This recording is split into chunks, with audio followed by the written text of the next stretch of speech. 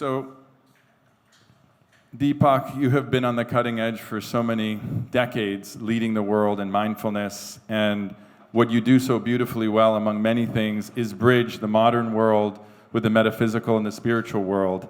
And so, your new initiative with Poonacha, the CEO of Chopra Foundation, around Cyberhuman, is integrating the modern and the ancient futures together. Could you tell us a little bit about why this initiative is important to you and how you see technology playing a role in transformation of humanity? Yeah, my interest always has been on the nature of fundamental reality. What is fundamental reality?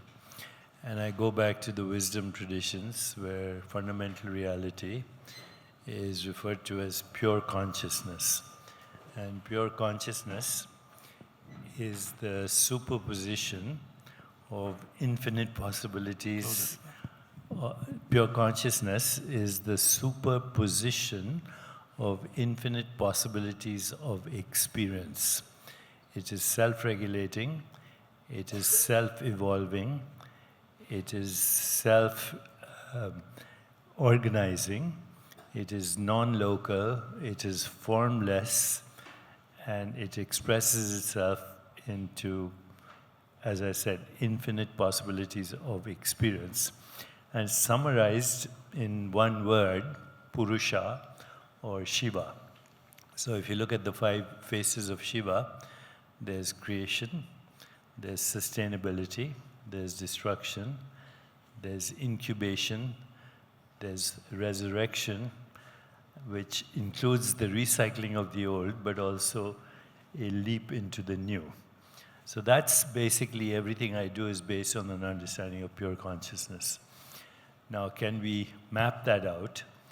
And I believe, because I don't even like the word artificial intelligence, it's augmented human intelligence, because what large language models are, they are the accumulation of every language that humans have created. Biological language, the language of physics, language of mathematics, anthropology, religion, philosophy, mythology, spirituality. There's no human being who can have access to all the cumulated knowledge and wisdom of humanity. You bring them all together and you take a quantum leap in cultural, social, and even biological evolution. Because every experience changes the neural networks of our brain, and every experience causes what we call epigenetic modulation of our neural landscape. So I'm suggesting that in the next 20 years, we'll evolve into a new species, meta-human. And just as a reminder for those of you who don't know this, between 1886 and 1903, there was the light bulb, the automobile, aviation, and the telephone. So if you had been deserted in a desert island, 1885, rescued in 1905, the world you entered would be totally different. We are entering that world now, a leap in our biological, cultural, and actually physical evolution into a new species. So hang in there for the next 20 years.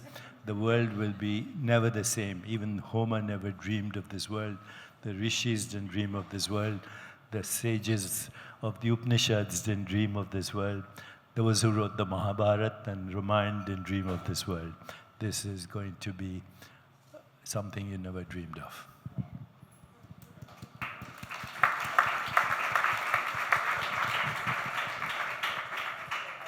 So Poonacha, you're a serial tech entrepreneur, fascinated by technology, also deeply spiritual person, and Deepak's right hand, and someone that I truly admire, and how you integrate these and reconcile or harmonize. I guess the better thing is nature doesn't reconcile, it harmonizes.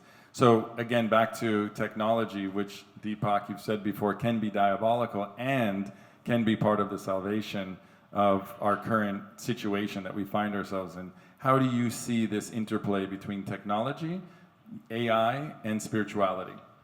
Thank you, Tony. First of all, I want to thank you and Jimena for having us. I think you guys have been very generous Also seeing how this place has evolved. I've been to the early journeys during COVID, had chosen, and your vision, and it takes a vision, right? So first I want to thank you and Jimena for that, and for everybody here. I think as the CEO of the Chopra Foundation, the hat I wore, Deepak said, I want to reach 1 billion people for a more peaceful, just, sustainable, healthier, and joyful world. And we looked at the mental health crisis, because every 40 seconds, we have somebody dying of suicide. It's the biggest crisis of our time. So meditation, mindfulness, we use technology, right? The Oprah and Chopra 21-day meditation. We kind of democratize access to meditation. Then came Calm Headspace, Insight Timer.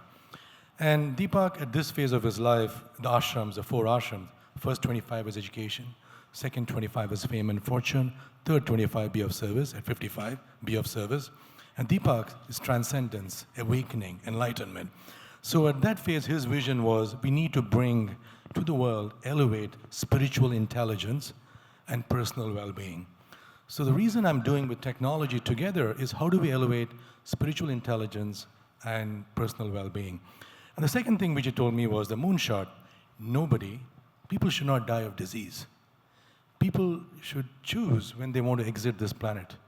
The great meditation, which he'll talk about. So that really looked at me and said, how do I look at well-being? So basically look at everything. We go to a doctor today, you look at genome, epigenome, microbiome, blood markers, everything, right? If I can go back and look at home, at work, at play, on the road, what's called life event ontology. Imagine your AI twin can tell you, Tony, if you ask the AI, Deepak, on the days I sleep less than 5 hours, what happened? Imagine Deepak, AI tells you, Tony, these are the kind of meetings you have. This is how much time you spent on the road. This is the temperature and UV index. You'll say, you know what, maybe I need to get a humidifier and put in my room. And that's really been the project we have undertaken. The QR code you see in the back is the access to deepakchopra.ai. So this is currently in beta. Please download, check it out. It's Deepak's 97+ books. So since we have, time is an illusion, but we have less than 10 minutes, and 2 minutes actually, that we have to leave, the conversation can continue on the AI. So what's going to happen over the next decade, or the next 10 months, next year, it'll be Deepak speaking Hindi, Spanish, Arabic, whichever language. And you will get to have him at home, at work, at play, on the road. That's a promise we're making. It's going to be a journey. So join us on this journey and give us the feedback. But we believe that health and wellness should be a birthright. Thank you, Poonacha. Again, it's so incredible because we've known each other now for about 4 or 5 years, like we said, through the pandemic when you came to Chosen and you led that incredible retreat.